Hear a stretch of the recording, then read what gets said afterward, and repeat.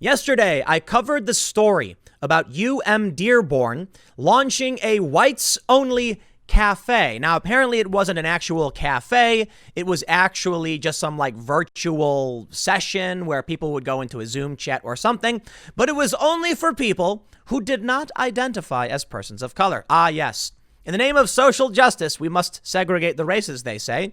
What a horrible, horrible idea. Well, from the Detroit Metro Times, they say, Dearborn apologizes after it promoted a non-POC cafe so white people could talk about their white feelings. You know, I want to just straight read you this story, but let me just clarify for you. They did not apologize.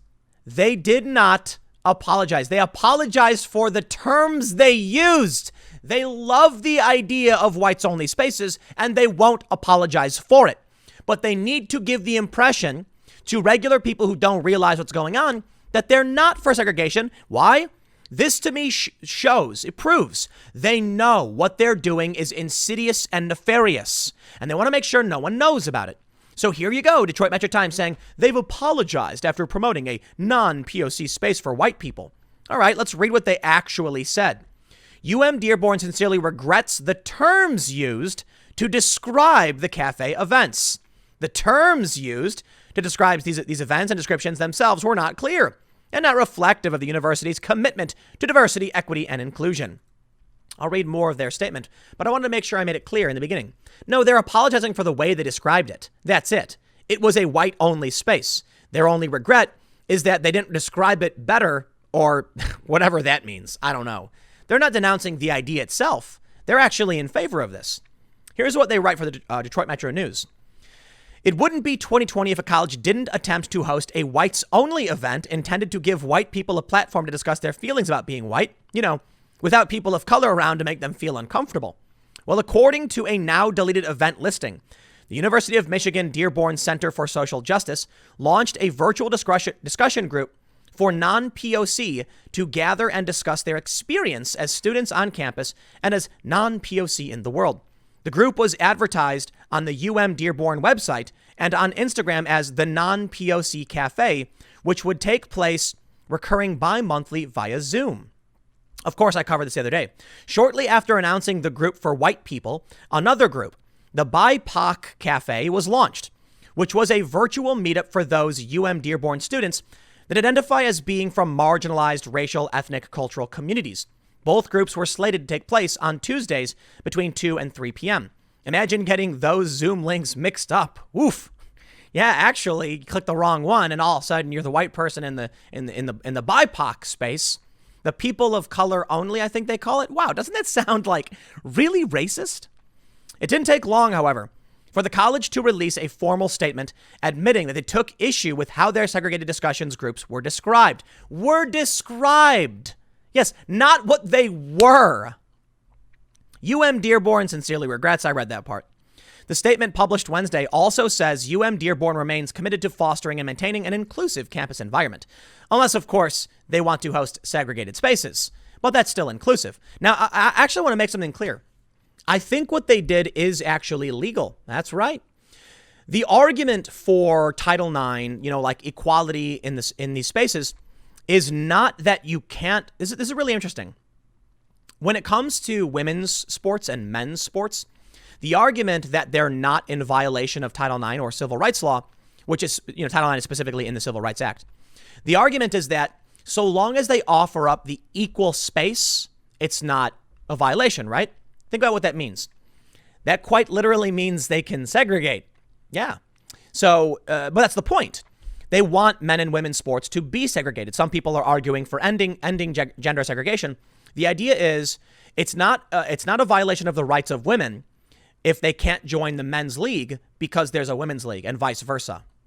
In this capacity, the argument would probably be the same.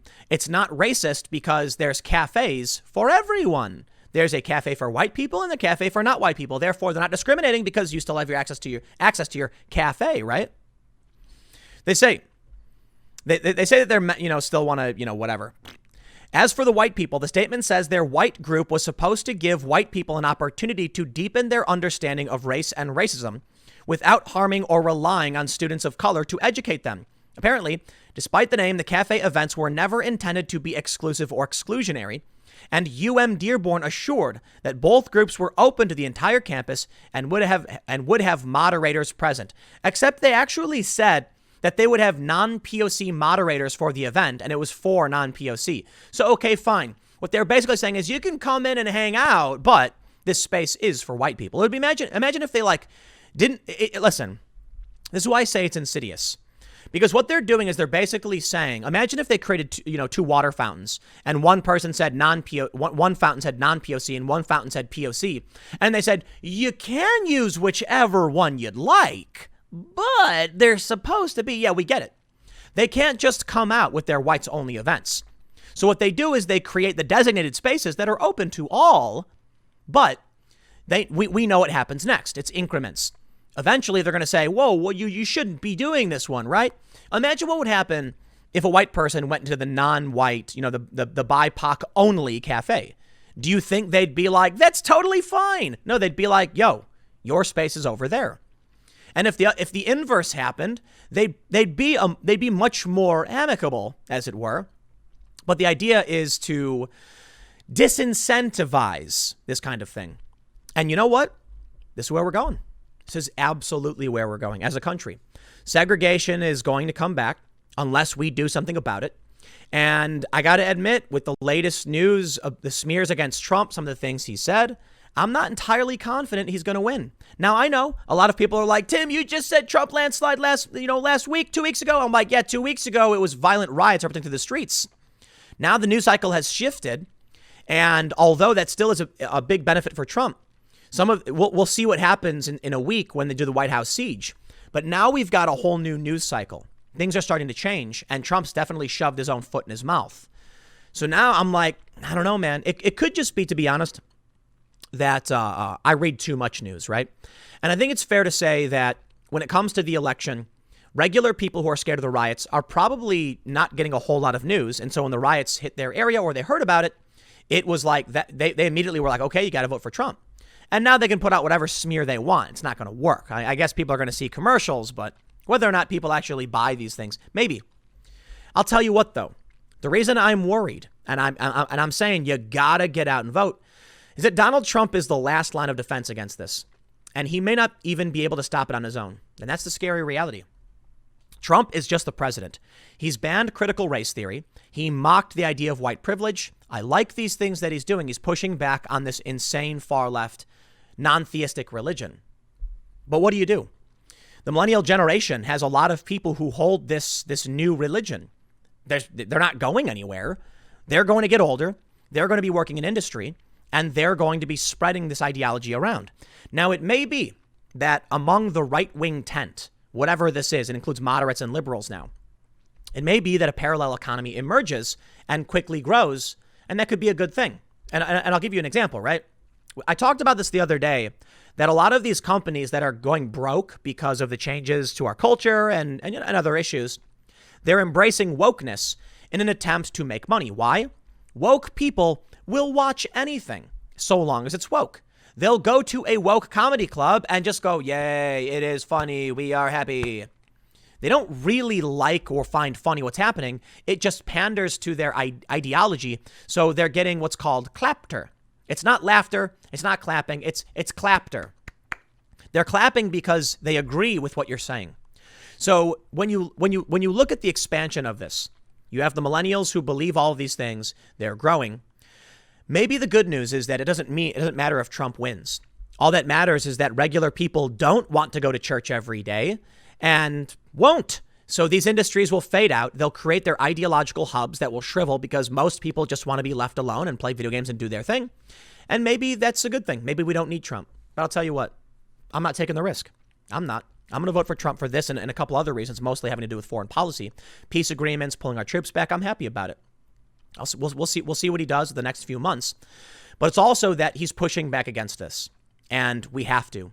We need a cultural wake-up call to what's going on. If we don't speak out, then you really do get a revolution. If the worst thing we have is there's 10% of our country that believes this kooky, non-theistic religion, and they screech and scream about it, fine.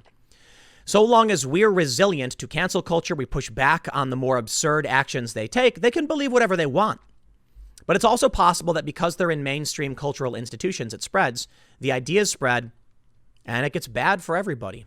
I certainly don't want to live in a world where we have people pushing for segregation, whites only events and spaces. And how long until they do? How long until they say, well, it's a safe space? How long until they set up businesses? Because California is getting real close to it.